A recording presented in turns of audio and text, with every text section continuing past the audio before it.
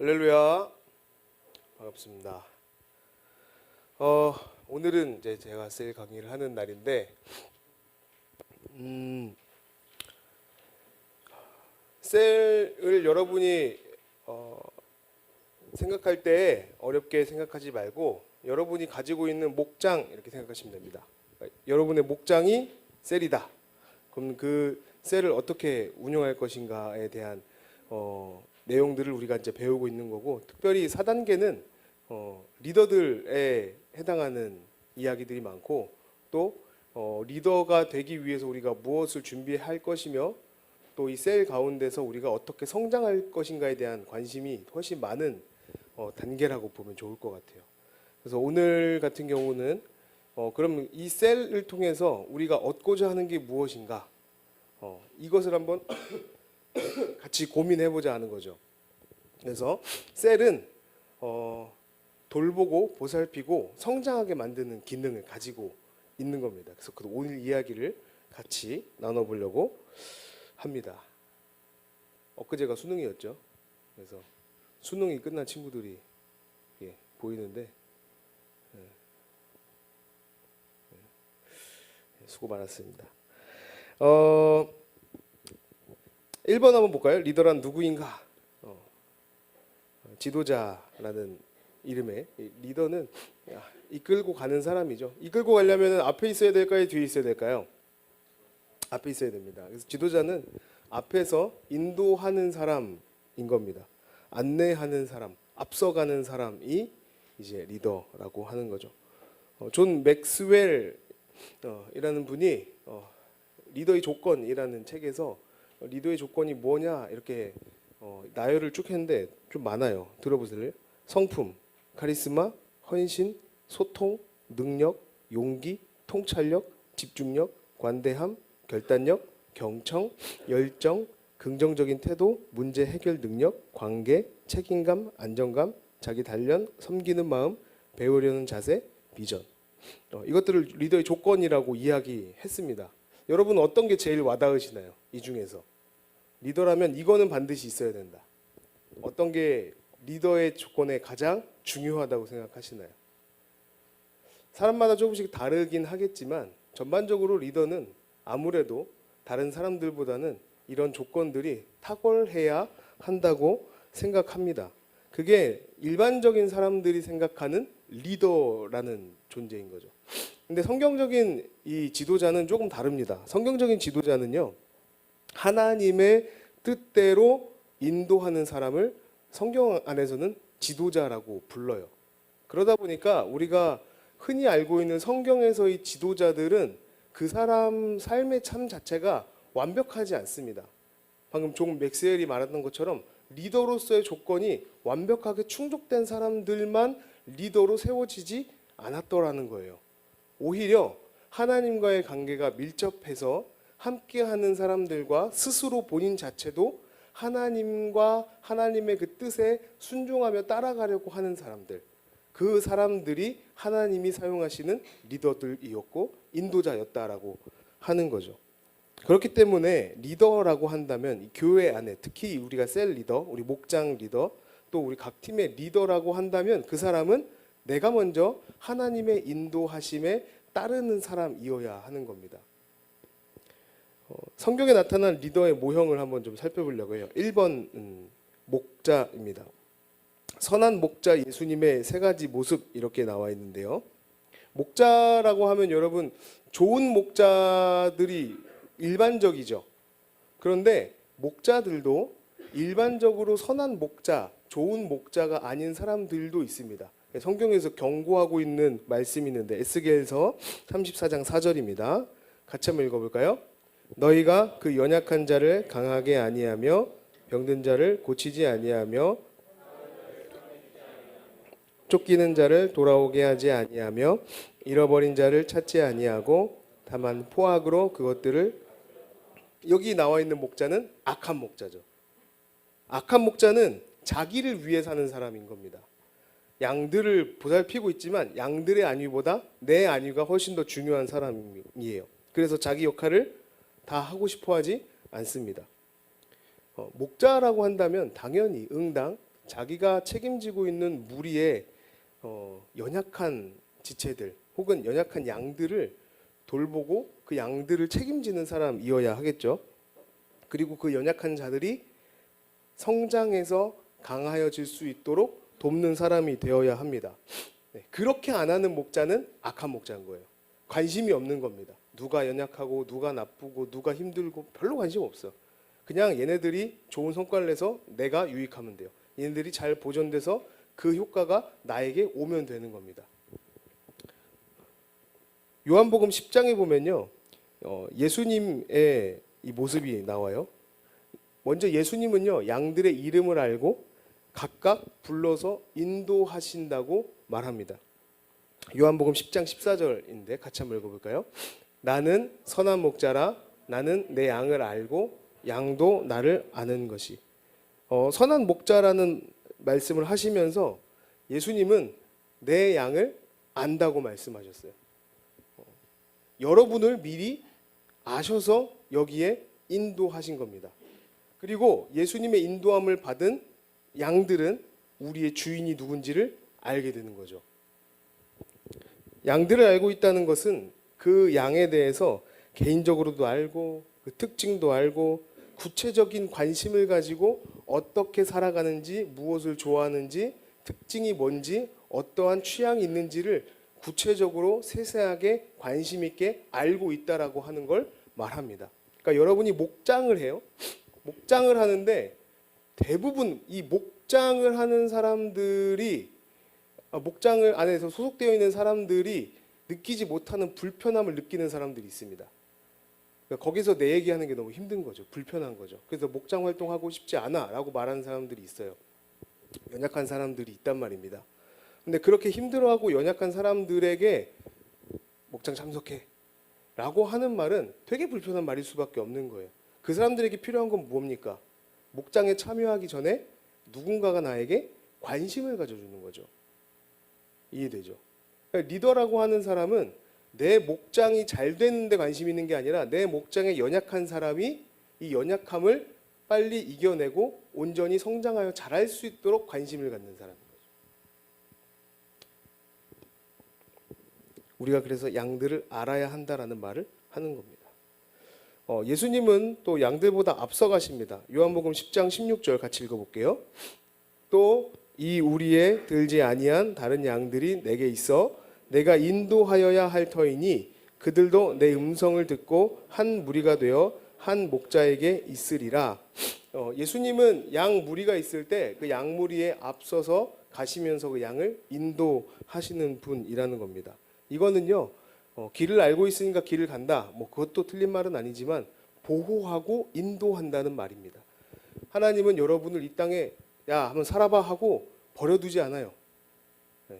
마치 시계를 완성한 다음에 시계가 고장나든 말든 그냥 내버려 두고 방치하는 시계방 주인처럼 그렇게 우리를 그냥 버려두는 분이 아니란 말입니다.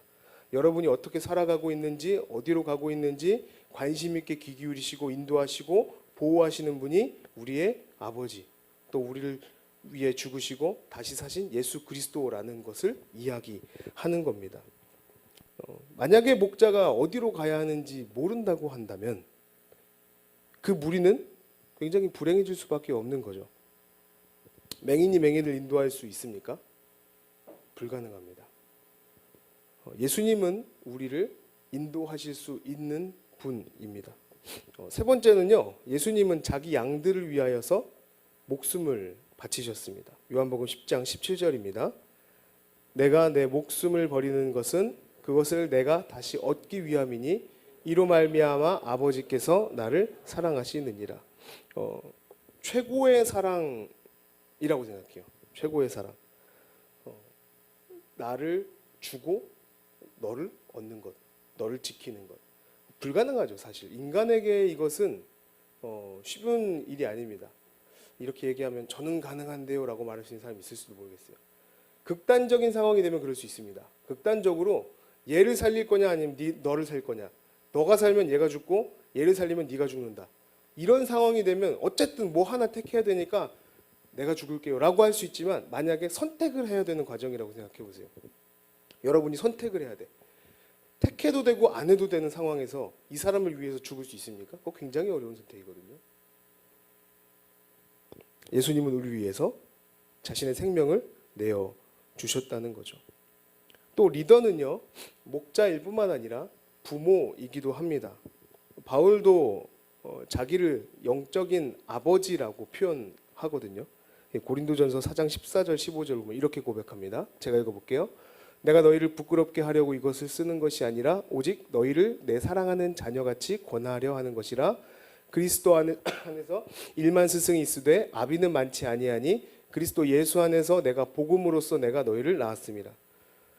예전에 이제 재작년에 코로나 한참 심할 때 우리가 본당에서 예배 드릴 때가 있었는데, 그때 이제 스승의 날 때 유영일 집사님이 앞에 나오셔가지고 저는 스승이 되기보단 아버지가 되고 싶습니다, 이런 얘기를 하신 적이 있었는데 제가 엄청 감명 깊게 들었거든요. 왜냐하면 많은 사람이 가르치는 자리에 가고 싶어 하죠. 힘이 있어 보이고 특별히 힘이 있기도 하고. 그런데 아버지는 여러분의 부모님은 여러분에게 잔소리는 할지언정 가르치기 위해서 잔소리를 하진 않아요. 오히려 좋은 곳으로 인도하기 위해서, 내가 겪었던 어려움을 당하지 않게 하기 위해서, 선하고 좋은 것을 위해서 이야기를 하시죠. 우린 그걸 사랑이라고 말합니다. 그래서 바울 사도가 이런 표현을 해요. 갈라디아서 4장 19절인데 같이 읽어보겠습니다.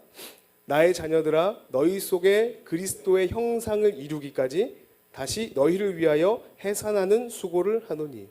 지금 갈라디아 교회 성도들을 위해서 내가 수고를 해야 되는데 이 수고는 감당할 만한 수고가 아닌 거예요. 여러분, 해산의 수고는 여러분의 상상을 뛰어넘는 고통이거든요. 저희 아내가 굉장히 잘 참습니다. 굉장히 잘 참아요. 참을성이 굉장히 뛰어납니다. 그런데 첫째를 딱 낳더니 저희 아내가 선언한 게 있어요. 나 절대 아이를 낳지 않겠다. 왜? 너무 무섭고 너무 힘들고 너무 고통스러워서 나는 더 이상 아이를 낳을 수가 없을 것 같다. 그랬어요. 그리고 둘째를 낳았어요. 둘째를 낳고 뭐라 했는지 알아요? 나 더 이상 절대 안 낳는다. 너무 힘들고 고통스럽다. 너무 아프다. 이건 익숙해질 수 없다. 셋째를 낳았어요. 망각 때문에 그렇습니다. 그런데 그때마다 너무 힘들고 너무 아파하고 너무 고통스러웠어요. 진짜로. 우울증에 빠질 정도로. 바울 사도가 그걸 이야기하는 겁니다. 교회를 위하여서 내가 아버지 된 심정으로 수고하겠다. 그런데 목숨 바쳐 수고하겠다라는 말보다 더 와닿는 표현이지 않을까 싶어요. 아이를 낳는 그 고통이 있으나 그럼에도 불구하고 내가 너희를 위해서 그 수고를 친히 기쁘게 감당하겠다. 아버지의 마음이죠. 그래서 목자, 이 리더들은요, 부모와 같은 거죠. 여러분이 셀을 이제 쭉 해 나가는 과정이 이제 마지막 단계인데, 후원자, 피후원자를 우리가 처음이다 보니까 섞어서 막 했어요. 나이 많으면 후원자, 나이 적으면 피후원자, 이렇게 정했거든요. 여기서 후원자가 이런 거예요. 부모의 마음으로 내가 걸었던 그 길을 이제 막 걷기 시작하는 신앙의 이 출발 단계에 있는 이 피후원자를 내가 아버지의 마음으로, 어머니의 마음으로 품어주는 거. 포기하지 않는 겁니다. 끝까지 참아주는 겁니다. 교회에 있다 보면요, 신앙생활 정말 개차반으로 하는 애들이 있어요.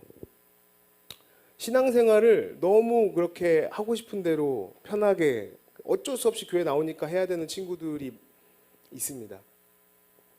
제가요, 전도사 처음 때는요, 그게 되게 화났어요.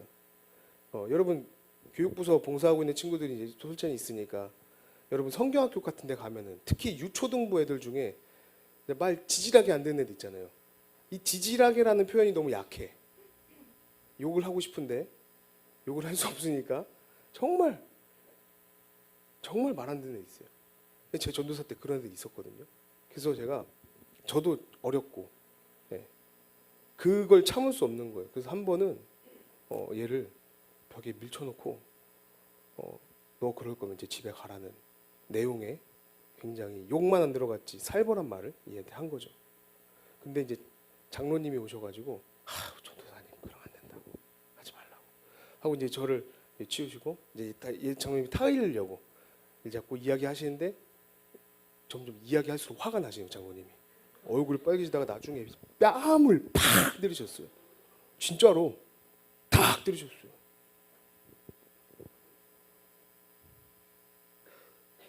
못 참는 거죠. 우리가 교회에서도 마찬가지인 것 같아요.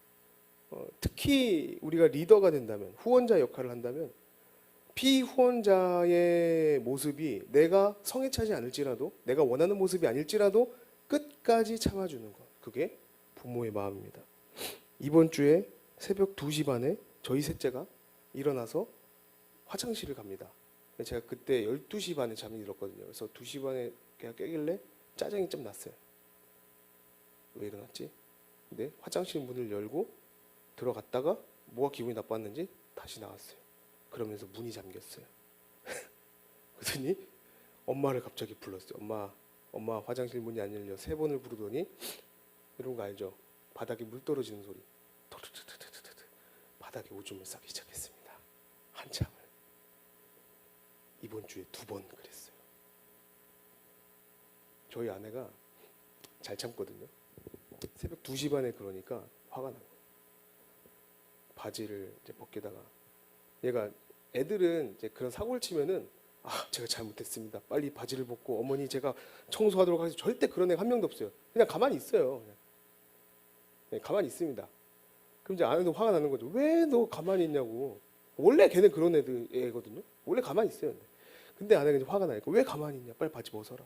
안 벗어. 그러니까 막 벗겨가지고. 근데 걔도 이제 막 울기 시작하고 새벽 2시 반에 한 놈은 오줌 싸고 울고 있고 아내는 막 짜증 나고 나도 화가 나가지고 일어나가지고 자기야 들어가 씻겨 내가 남의 닦을게. 그래서 나 오줌 닦고 있고 막 씹어 그러면서 막 4시 반에 새벽기도 가야 되는데 그게 이번 주에 2번 있었는데 그렇다고 제가 막내를 미워하겠습니까? 부모는 그렇지 않아요. 그게 사랑인 거죠. 절대 포기할 수가 없습니다. 그렇다고 항상 아이를 막 좋아하고 선대하고 그럴 수는 없겠죠. 인간이다 보니까. 그럼에도 불구하고 우리는 자녀를 사랑한다라고 말해요. 그리고 실제로 그렇게 사랑합니다. 성경에 보면은 사랑을 아가페라고 표현할 때가 있어요. 이 아가페라는 표현은요, 사실 인간이 감당할 수 있는 사랑은 아닙니다. 예. 대가 없는 사랑을 말하고 있거든요. 근데 가장 가까운 사랑이 부모님의 사랑이에요. 여러분이 부모님을 얼마나 존경하고 좋아하는지는 모르겠지만 저도 사춘기를 험하게 보내서 저희 부모님이 맞벌이를 하셨기 때문에 부모님에 대한 원망이 되게 컸거든요. 근데 제가 부모가 돼 보니까 이 세상의 모든 부모님은 위대할 수밖에 없습니다. 네. 궁금하면 결혼해 보세요. 우리 김성호 목사님이 요즘 평균 수면 시간이 1시간 반 정도 됩니다. 애가 잠을 안 자. 네. 그럼에도 불구하고 애를 볼 때마다 눈이 하트로 변해가지고 우리 하임이 그럴 때마다 참 네. 그게 부모예요. 네. 리더는 자기의 양을 이렇게 끝까지 참아주고 견뎌내주고 포기하지 않는 겁니다. 이게 힘들죠. 그래서 때로는 막 눈물이 나요. 힘들고 고통스럽고 아프니까. 그래서 사도 바울이 해산의 고통 이렇게 표현한 겁니다. 내가 리더인데, 내가 목자인데, 내가 팀장인데 단 한 번도 이런 고통을 느껴본 적이 없다? 그렇다면 우리가 스스로 좀 반성할 필요가 있죠. 나는 단 한 번도 뜨겁게 사랑해 본 경험이 없구나. 내게 맡겨진 영혼들에 대해서 뜨겁게 관심 있게 내가 열정적으로 그 사람들을 사랑해 본 경험이 없구나. 세 번째는 첫 번째가 목자였고 두 번째가 부모였고 세 번째가 종입니다. 종은요 이 식당에서 시중 드는 사람이에요. 그러니까 주인이 이렇게 식탁에서 식사하고 있는데 언제 뭐가 필요할지 모르기 때문에 그 옆에 무릎 꿇고 앉아서 주인의 필요한 것들을 수발드는 사람을 여기서 말하는 종, 디아코니아라고 부르는 겁니다. 이 종의 관심사는 뭘까요? 이 종의 관심사, 식탁 옆에서 무릎 꿇고 앉아있는 종의 관심사는 뭘까요? 주인이 뭘 필요로 하는지. 네. 여러분 성경에 그런 말씀이 있어요. 믿음, 소망, 사랑 중에 제일은 센스라고 하죠. 이 종에게 필요한 겁니다. 주인이 말하면 바로, 말하기도 전에 바로. 여기서 나오는 이 종이라는 표현이 그런 종의 상태를 말하는, 우리가 하나님의 종으로 부르심 받은 존재들입니다.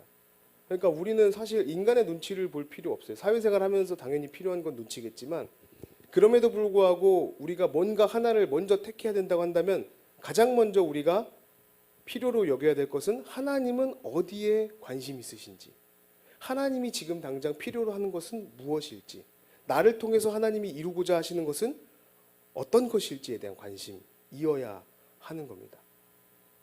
성경이 말하는 종의 위치는 그런 위치인 거예요. 우리에게는 권리가 없습니다. 단지 하나님이 필요로 하시는 것, 주인이 필요로 하는 것을 대신 하는 것뿐입니다. 이게 이 셀에서 말하고 있는 리더의 자세인 거죠. 만약에 여러분이 사회생활 하면서 이런 태도로 여러분의 팀을 운영한다면 어떻게 될까요? 잘 진급할 수 있을까요? 제가 한번 생각해 봤어요. 지금 말하고 있는 우리 팀장님이 팀원들을 생각하는데 목자 같아, 부모 같아, 그리고 이 회사의 종 같아. 그런 팀장님이 있는 팀은 일을 잘할까요? 못할까요? 저는 회사를 안 다니면서 모르겠습니다. 그런데 그 생각은 해봤어요. 그 팀원들은 되게 행복할 것 같다. 여러분이 그런 사람이 됐으면 좋겠습니다. 물론 셀 리더가 이래야 된다라는 이야기를 하고 있지만, 적어도 여러분이 크리스찬들이라면 여러분이 있는 그곳에서, 모르겠어요, 여러분이 더 승승장구하는 모습을 보여주는 게 승리하고 행복이라고 보여줄 수도 있겠지만, 그것보다 여러분과 함께하고 있는 사람들의 아픔, 연약함, 힘들어하고 있는 부분들을 돌봐주고 격려해주고 위로해주고 섬겨주고 일으켜주고, 그래서 그 힘든 사람이 회복할 수 있도록 돕는 역할을 하는 사람이 저는 필요하다고 봐요. 교회뿐만 아니라 세상에서도 어쩌면 교회보다 세상에 더 많이 필요하지 않을까 생각합니다. 그런 사람이 되면 좋겠습니다. 우리 옆에 있는 사람하고 인사할까요? 자, 우리 옆에 있는 사람 보시고, 당신은 하나님의 종입니다. 네. 우리 반대쪽에 보면 당신은 하나님의 종입니다. 네. 여러분은 하나님의 종입니다. 자, 이제 여기서 중요한 게 있어요. 여러분이 지금 종이라고 이야기했는데, 종은 어떤 사람이 종이 됩니까? 어떤 사람을 종으로 삼죠? 가진 것이 많은 사람, 적은 사람? 없는 사람. 잘난 사람, 못난 사람? 못난 사람이죠. 배운 것이 많은 사람, 적은 사람? 높은 자리에 있는 사람, 낮은 자리에 있는 사람? 낮은 자리에 있는 사람. 여러분, 종이라고 하는 것은 그냥 말로 나는 종입니다 해서 종이 되는 게 아닙니다. 정말 나는 무용하고 아무것도 아니라는 사실을 인정하고 그저 하나님의 은혜를 간절히 바라고 구하는 사람이에요. 그게 종입니다. 이 종의 모습을 제일 멋있게 보여주신 분이 예수님인 거죠. 예수님은 이 땅에 오실 때 이미 종이라고, 나는 섬기는 자로 이 땅에 왔다고 우리에게 가르쳐 주신 거죠. 그러니까 십자가 질 수 있는 거예요. 그러니까 종이 아니었으면 십자가 질 필요 없어요. 어떻게 십자가 집니까? 주인이 종이니까 십자가 지는 겁니다. 여러분도 마찬가지죠. 내가 굳이 이렇게 힘든 일 왜 감당해야 됩니까? 내가 왜 리더 자리에 가야 됩니까? 오늘 이제 정기총회 있는데, 정기총회에서 이제 2024년 섬길 임원들을 뽑죠. 대략 회장 후보에 추천된 사람이 대략 16명, 부회장 16명, 총무 17명, 회계, 서기 각각 한 18명 정도 됩니다. 18명, 16명 이 정도 될 겁니다. 되게 많은 사람들이 추천돼요. 그런데 이게 되게 부담스럽거든요. 누굴 섬긴다는 건 내 거를 포기하기를 각오해야 된다는 걸 너무나 잘 아니까 다 부담스러워해요. 근데도 오늘 이제 내가 하겠다고 한 사람들이 후보로 올라오는 거예요. 그러니까 되게 감사한 거죠. 여러분, 교회 안에서 이런 걸 공공연하게 가르치고 말하는 교회 안에서도 리더로서 다른 사람을 세우고 섬기는 일은 굉장히 힘들고 어려운 일입니다. 근데 여러분은 세상에 나가서 그 일들을 해야 되는 사람들, 그렇게 부르심 받은 거예요. 왜요? 예수님이 그렇게 오셨으니까. 목사님, 그거 되게 힘든 일이에요. 힘들죠. 네. 쉬웠으면 예수님이 십자가에 달리셨겠습니까? 요한복음 13장 네 번째는 모델입니다. 다른 사람들이 보고 따라갈 만한 사람인 거죠. 저희 아내가 복수 전공으로 의상에 대한 공부를 한 적이 있습니다. 그래서 제가 저한테 했던 패션쇼 얘기를 재밌게 들었는데, 저는 패션에 대해서 아무것도 모르는데 그런 얘기를 해주더라고요. 패션쇼에 가면은 잡지사의 편집장들이 쫙 앉아 있대요. 그래서 그 패션쇼에서 보여주는 이 전반기, 상반기의 어떤 그 분위기들, 그거를 빨리 캐치해가지고 자기들이 그거를 펴내고, 또 회사들도 그것에 맞춰가지고 옷을 낸다는 거죠. 그 가운데 옷을 입고 걸어가는 걸 우리는 모델이라고 부르지 않습니까? 나중에 시간이 지나면 그 모델이 선보였던 그런 어떤 이 원시적인 디자인에서 따와가지고 옷들이 쫙 양산이 되잖아요. 그러니까 모델이라는 건 그런 거죠. 앞에 서 있는 사람이 보여주는 것을 따라서 우리도 하게 되는 거죠. 그러니까 셀 리더들, 그리고 이 교회 안에서의 리더들은 모델인 겁니다. 요한복음 13장 15절에 이렇게 말하고 있습니다. 내가 너희에게 행한 것 같이 너희도 행하게 하려 하여 본을 보였노라. 예수님이 하신 말씀이에요. 예수님이 우리의 모델이 되십니다. 두 번째, 고린도전서 11장 1절 같이 읽어볼까요? 내가 그리스도를 본받는 자 된 것 같이 너희는 나를 본받는 자. 사도들도 이렇게 고백합니다. 그리고 데살로니가 후서 3장 9절 우리에게 권리가 없는 것이 아니요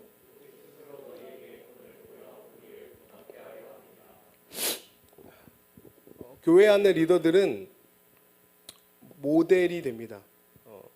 그런데 이게 굉장히 중요해요. 왜 그러냐면 세상의 많은 사람들은 이미 세상의 가치관 그리고 세상의 문화에 익숙해져 있기 때문에 어떻게 신앙적으로 어떻게 믿음의 자세로 살아가야 하는지 잘 알지 못해요. 그래서 먼저 믿음의 선배들이 본을 보여줘야 하는 겁니다. 어떻게 살아야 할까요? 근데 평소에 내가 그런 어떠한 준비도 어떠한 훈련도 되어 있지 않아요. 리더가. 그럼 아무런 본도 보여줄 수 없겠죠. 따라오라고 말할 만한 것이 아무것도 없겠죠. 그 리더들은 모델로서 준비되어야 하는 겁니다. 세 번째는요, 교회 안의 구성원에 대한 이야기를 한번 해보려고 그래요. 교회를 구성하는 인원들은요 다양하게 있습니다. 그런데 우리가 이걸 이제 영적인 렌즈를 한번 끼고 보자고요. 다양한 사람들이 있는데 어떤 사람들이 종류의 사람들이 있는지를 한번 이야기해 보자는 거예요. 첫 번째는요, 영적으로 아이가 있어요. 아이의 특징 있죠. 보살핌이 없으면 아무것도 못해요. 저희 셋째가 저희 셋째 얘기를 가장 많이 하는 이유는요, 짐승 같기 때문에 그렇습니다. 원초적인 친구예요. 그래서 별명이 오늘부터 제가 붙였습니다. 이름이 오은성인데 너는 오짐성이라고. 양말을 신자 그러면은 뒤로 눕습니다. 그리고 발을 들어 올려요. 끼우라는 거예요. 티를 입자 그러면은 손을 듭니다. 입히라는 거예요. 그런데 이해합니다. 만 4살이거든요. 괜찮아요. 어리니까 그래요. 근데 제가 출근하려고 준비하다가 아내를 부릅니다. 자기야, 양말. 그러면서 누워서 다리를 딱 쳐들어요. 그럼 쳐 맞아야죠. 전 다 컸잖아요. 스스로 해야죠. 어린 아이는 누군가의 보살핌이 필요합니다. 도움이 필요해요. 그게 아이입니다. 근데 영적으로도 그래요. 교회에 오면은 교회 다닌 연수와 상관없이 항상 누군가의 도움이 필요한 사람이 있어요. 나를 좀 알아줬으면 좋겠고, 나한테 관심 가져줬으면 좋겠고, 나는 아무것도 하지 않으면서 뭔가 나를 챙겨줬으면 좋겠고, 예. 교회를 오래 다녔는데도 그런 사람이 있어요. 영적으로 굉장히 성숙하지 못한 아이 같은 사람인 거죠. 내가 손해보는 걸 참지 못합니다. 모든 생각이 나 중심이에요. 다른 사람에게 오히려 염려를 하게 만듭니다. 두 번째는요, 영적인 청년입니다.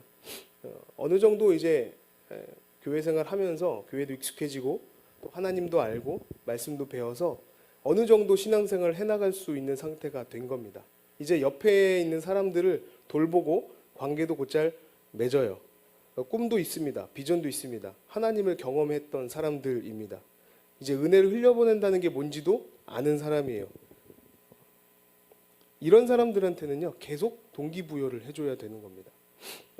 리더들하고 이렇게 모여서 있다 보면요, 이렇게 청년의 열정과 비전을 가진 사람들이 있어요.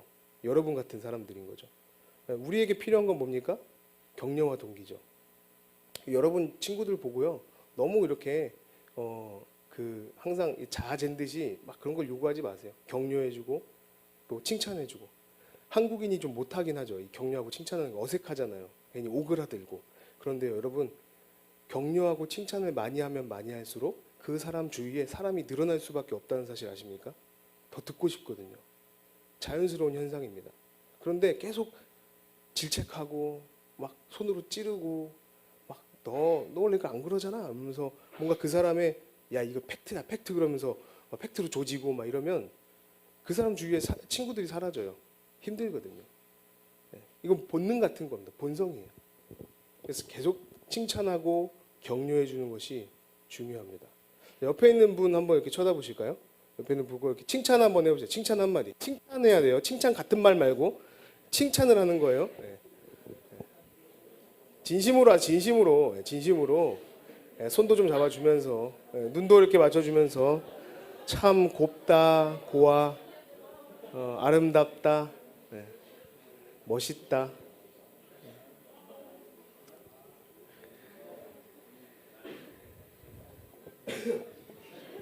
좋습니다. 세 번째는요, 아이를 지나 청년을 지나 이제 영적인 아비, 부모의 단계입니다. 이제는 다른 사람들을 돌볼 수 있을 뿐만 아니라 이제 믿지 않는 자들에게 복음을 전할 수 있는 정도에까지 성장한 사람인 거죠. 이제는 내가 꾸고 있는 꿈을 다른 사람들과 공유하고 흘려보내는 사람이에요. 제가 이렇게 그 어른들 목장을 보면서 가끔 그런 분들을 발견해요. 제가 되게 지금 부부 목장을 시작해서 굉장히 열심히 성실하게 하시고 있는 목장 중 하나인데, 이 목장이 처음에는 약간 불안했어요. 이 부부니까 남편과 아내가 함께 목장을 운영을 하는 거잖아요. 근데 거기 모인 분들이 신앙이 썩 좋은 분들이 아니에요. 이제 막 교회에 나오기 시작한 분들도 있고, 이제 여러 가지 환경적으로 좀 어려운 부분도 있고, 개인적인 어려움을 가지신 분들도 있고. 그래서 제가 볼 때는 와, 쉽진 않겠다라고 생각했거든요. 그런데 이 두 부부가 목자로서 헌신하는 것을 제가 이제 옆에서 지켜봤습니다. 고기 파티를 열어서 막 땀 흘리면서 고기를 사와요. 막 고기를 목원들한테 먹이는 거죠. 수육을 한 번은 집에서 이만큼을 해와가지고 수육 파티를 열어서 목원들을 먹입니다. 음식들을 잔뜩 시켜놓고 애기들이 많아요. 애기들이 많은데 그 애기들 같이 앉아가지고 목장 모임도 아니야. 그냥 뭐 돗대기 시장입니다. 막 먹고 막 그렇게 1년을 보냈어요. 지금 이제 거의 11개월 됐거든요. 최근에 제가 가서 기도를 한번 해줬는데 한 분이 되게 몸이 안 좋았어요.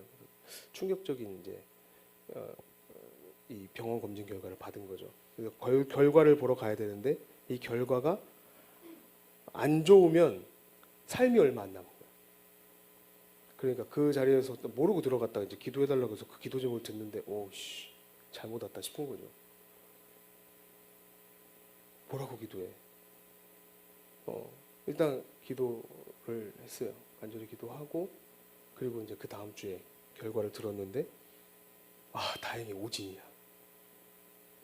다행히. 젊은데 아이가 둘이 있는데 손잡고 집사님 어떻게 됐어요? 그랬더니 그분이 대답 안 했는데 웃으면서 우는 거 있죠. 기쁨의 눈물 같은 거죠. 그래서 이제 알았죠. 아, 잘 됐구나. 근데 그 기도 제목을 목장에서 나눌 수 있을 정도로 남한테 말하고 싶지 않아. 그거 말하면 부끄러운 정도가 아니라 내가 이런 처한 상황이 알려지는 것 자체가 나한테 너무 고통스러운 상황임에도 불구하고 그것을 공유할 수 있을 정도로 그 목장이 끈끈해진 걸 제가 눈으로 보고 이게 살아있는 거지 라는 생각을 하게 됐어요. 그 소식을 들은 목장이 얼마나 기뻐하는지 막 울어 막 같이 네, 같이 기도했던 것들이 응답이 된 거잖아요. 막 같이 울어요. 여러분 목자 또 이 리더라고 하는 자리는요, 내가 가지고 있는 것들을 나눠주고 헌신하면서 잘할 수 있게 돕고 만들어주는 겁니다. 힘들죠? 당연히 힘들어요. 너무 힘든 자리입니다. 그런데 언제 기쁨을 희열을 느낍니까? 자라나는 걸 볼 때. 부모님 언제 기쁠까요? 자녀들이 건강하게 자라고 있는 것을 발견할 때. 리더가 경험할 수 있는 가장 큰 기쁨입니다. 부디 여러분에게 2024년 목자의 요청이 들어갈 때 거부하지 마시고 기쁨으로 받아주시면 감사하겠습니다. 4번, 양육에 필요한 요소라는 게 있습니다. 양육에 필요한 요소 첫 번째 당연히 아버지의 마음이겠죠. 군림하거나 통제하려고 하는 욕구가 있어요, 사람은. 근데 그게 아니라 보살피고 돕고 섬기는 위치. 또 경쟁적으로 바라보는 경우가 있죠. 뭔가 난 쟤보다 더 나아져야 돼, 잘해야 돼가 아니라 또 귀찮아, 피곤해가 아니라 섬김의 마음으로 돕고 섬기는 아버지의 마음 필요합니다. 두 번째는요, 목회적 돌봄입니다. 목회적 돌봄은 간단하게 설명하면 목자의 마음을 갖자. 목자의 마음을 갖자.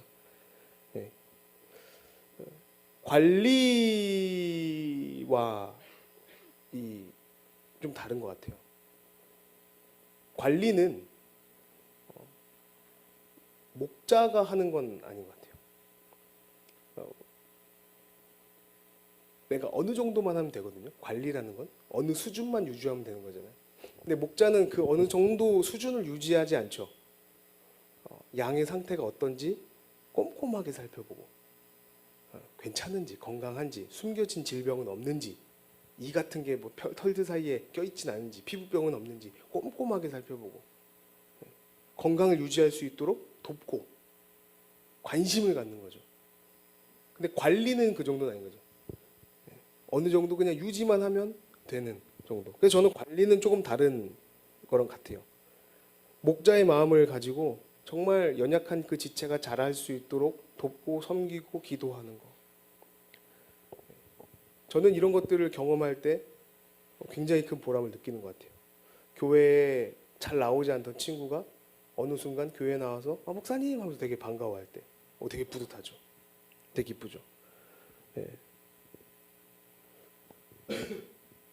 세 번째는 섬김입니다. 요한복음 13장 5절인데 같이 읽어볼게요. 이에 대하에 물을 떠서 제자들의 발을 씻으시고 그 두르신 수건으로 닦기를 시작합니다. 예수님이 먼저 제자들의 발을 씻어 주셨습니다. 요한복음 13장 15절입니다. 내가 너희에게 행한 것 같이 너희도 행하게 하려 하여 본을 보였노라. 너희들에게 할 수 있도록 내가 먼저 본을 보였다. 너희도 이와 같이 하라는 겁니다. 예수님이 먼저 섬기셨기 때문에 우리도 같이 섬기는 거예요. 왜요? 우리는 예수님을 본받는 자들이 되는 거니까. 우리의 롤 모델은 예수님이니까. 예수님 따라 우리도 섬기는 거죠. 다섯 번째는요, 셀의 후원자 역할이라는 거죠. 이제 우리가 셀 교육을 하면서 피후원자와 후원자를 역할 구분을 해서 나눴는데 사실 우리가 잘 뭔지 모르니까 후원자도 피후원자랑 똑같은 위치에서 그냥 한번 교육을 받았었잖아요.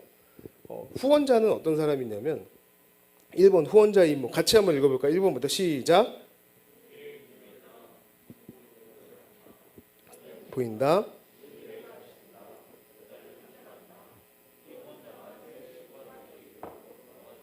소리 없이 눈으로만 한번 다시 읽어보겠습니다.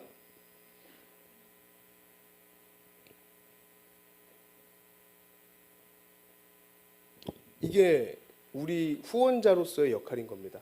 이제 내년에부터는 청년부가 셀을 하진 않아요. 이제 앞으로 셀을 청년부 안에서 할 일은 아마 없을 겁니다. 대신에 여러분이 이제 셀 교육 있습니다라고 하면은 이제 청년 예배가 끝나고 셀로 가겠죠. 그때 셀 하고 싶어요라고 하는 피후원자가 생겼을 때 여러분이 자진해서 후원자의 역할을 감당해 주셨으면 좋겠고요. 그때 내가 후원자로 가서 뭘 해야 되지? 라는 생각이 들면 이거 생각하시면 돼요. 귀를 기울인다. 누구에게? 피후원자에게. 중보기도를 한다. 누구를 위해? 피후원자를 위해서. 본을 보인다. 누구에게? 피후원자에게. 진리를 가르친다. 누구에게? 피후원자에게. 기다려줄 줄 안다. 누굴 기다려요? 피후원자를. 피후원자가 새 식구가 될 수 있도록 도와준다. 이게 후원자의 역할이라고 생각하면 되는 겁니다. 자, 후원자의 사명 같이 읽어보겠습니다. 사람을 세우는 일을 한다. 로마서 14장 19절 같이 읽어보게요. 그러므로 우리가 화평의 일과 서로 덕을 세우는 일을 힘쓰나니 함께 덕을 세우는 사람들이 되는 거죠. 옆에 있는 사람이 올바로 성장할 수 있도록 내가 섬기는 후원자, 피후원자가 잘 자라날 수 있도록 섬기는 거죠. 마지막입니다. 셀 안에서의 상호 의존과 상호 책임입니다. 1번 상호 의존은요. 갈라디아서 6장 2절 이렇게 말하고 있어요. 제가 읽을게요. 너희가 짐을 서로 지라. 여러분 이게 우리 한국에도 속담이 있죠. 백직장도 맞들면 낫다. 우리가 지고 가는 짐이 있어요. 근데 이 세상은 우리에게 뭐라고 가르쳐 주냐면 신경 쓰지 마. 끼어들지 마. 왜?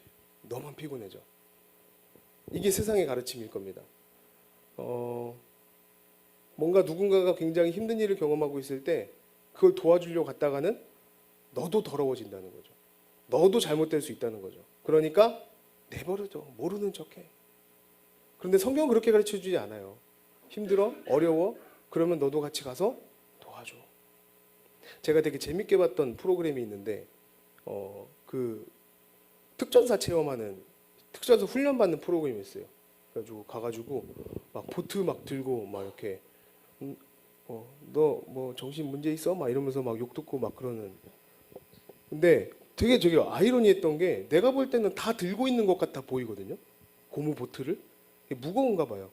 근데 한 명한테 계속 뭐라 그러는 거예요. 너 뭐 힘 들고 있어? 너 힘 주고 있어? 뭐. 근데 그 사람이 네, 뭐 대답 되게 잘했거든요. 그럼 너 밖에 나와. 근데 나왔는데 멀쩡해 보트가. 힘을 하나도 안 주고 있었던 거야.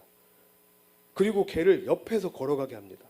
나머지 막 6명 중에 1명이 빠지고 5명이 이제 지구가 이렇게 기우뚱할 거 아니에요. 그리고 그 옆에 그냥 지나가게 하더라고요. 그리고 이제 걔 보게 하는 거죠. 그 팀을.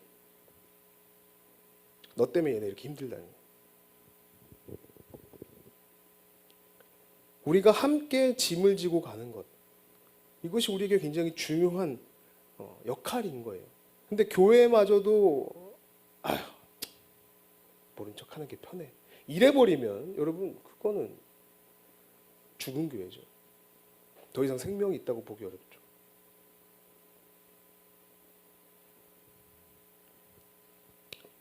의존이라는 말 자체를 별로 좋아하지 않기도 한 것 같아요. 홀로 서는 게 좋다. 독립.